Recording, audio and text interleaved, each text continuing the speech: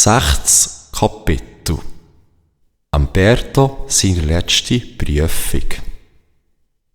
«Heute ist dein grosser Tag, mein Sohn», sagt Berta an dem Morgen, wo Berto sein Geschäft im Wald erledigt hat und er dann wieder zurück in der Höhle ist.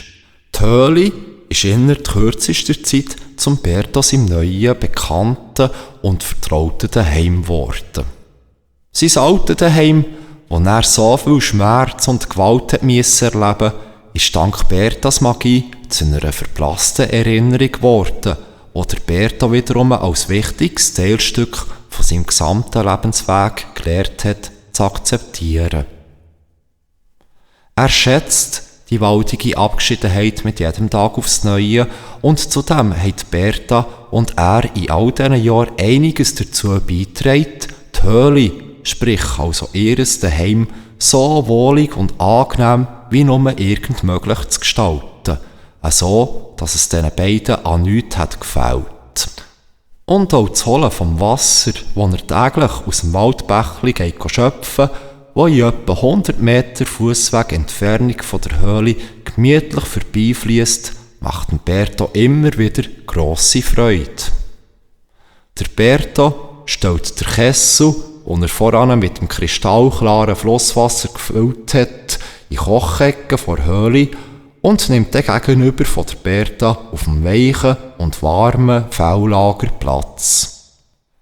Zum Morgen hat Berta wie immer in der Zwischenzeit zubereitet, wo der Berto draussen war. Hergekochte Eier und dazu frisches Brot mit Honig und unvorstellbar süssen, saftigen und feinen Erdbeeren, die Berta diesen Sommer eingelagert hat, bilden das nahrhaft und äusserst guten Morgen, wie der Berto beim ersten Blick darauf feststellt. Natürlich gibt es auch, wie immer, einen stärkenden, warmen Kräutertee. «Ich weiss, Mutter, ich habe sogar davon geträumt in der vergangenen Nacht», antwortet der Berto und schaut dabei seiner Mutter fest in die Augen, während ein lausbubenhaftes Lächeln über sein Gesicht huscht. Dann fängt er an, sich ein Honigbrot zu streichen, jedoch nicht, ohne sich vorher noch eins von diesen saftigen, fruchtigen Erdbeeren ins Mund zu stecken. «Einen guten, mein Sohn», wünscht ihm Berta mit einer sonnigen und freudvollen Stimme. Bevor Berto den ersten Biss von seiner Honigschnitte nimmt, schaut er auf und sagt: «Danke, Mutter, auch dir einen guten.» Dann kann er nicht mehr anders als das Stück Brot, das jetzt bestrichen ist, mit dem feinsten Honig, den man sich nur vorstellen kann, zu essen. «So, du hast also bereits einen Traum gehabt», sagt Berta, nachdem beide sich die Bäuche so richtig gefüllt haben und jetzt bereit sind, ihr Tageswerk zu verrichten. Zum Morgen ist die wichtigste Mahlzeit von allen, wie die Berta schliesslich immer zu sagen pflegt. Der Berto nickt, aber bevor er antworten kann, fährt Berta in ihrer Sing-Sang-Stimme weiter. «Das ist sehr gut. Das heisst einerseits, dass die Wahl getroffen worden ist, dich zu prüfen, und was genauso wichtig ist, dass auch du, mein Sohn, jetzt also bereit bist, dich deiner letzten und grössten Prüfung zu stellen.» Die Berta nickt anerkennend und gibt dem Berto somit zu verstehen, dass sie jetzt alles gesagt hat und er wiederum weiterreden kann. Es war so ein wunderschöner Traum, dass ich sogar jetzt noch Bescheid darüber weiss, was mir offenbart worden ist. Stell dir vor, Mutter! Und nach einer Pause, wo er einen grossen Schluck von seinem Tee trinkt, fährt Berto freudestrahlend weiter. «Und ich habe tanzt, gerade hier vor der Höhle und unten am Fluss. Es sind so viele wunderbare Wesen gekommen, um mit mir zu tanzen und mir dabei immer das Gleiche zu sagen.» Der Berto schaut seiner Hexenmutter wiederum tief in die Augen, wobei er ein erwartungsvolles Gesicht macht. Die Berta begreift sofort und fragt darum: «Und, was ist dir von all diesen wunderbaren Wesen offenbart worden?» Auf diese Frage hat unser jetzt 14-jähriger Berto, schon gleich ist er 15, nur gewartet. Er holt tief Luft und antwortet dann wahrheitsgemäss: Alle haben sie mir das Gleiche gesagt. Und zwar: Berto, die Zeit ist da und du bist bereit. Viel Glück! Das haben sie alle immer wieder in meinem Traum zu mir gesagt.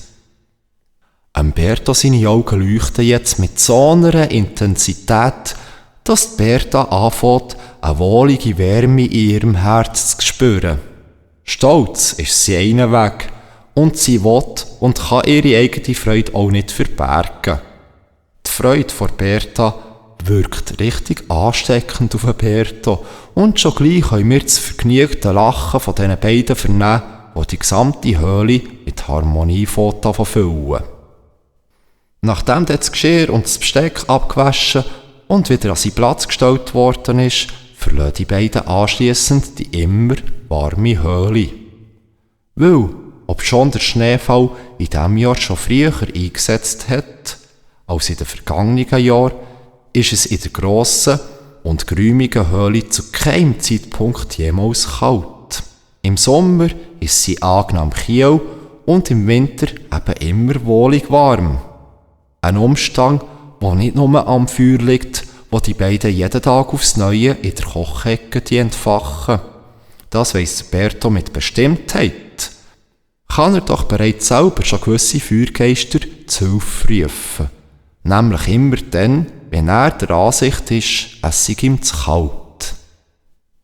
Die Prüfung, die Berto dann am Ufer vom Waldbächli auf Seite der Höhle absolviert, besteht er dann wiederum so meisterhaft wie noch keiner vor ihm.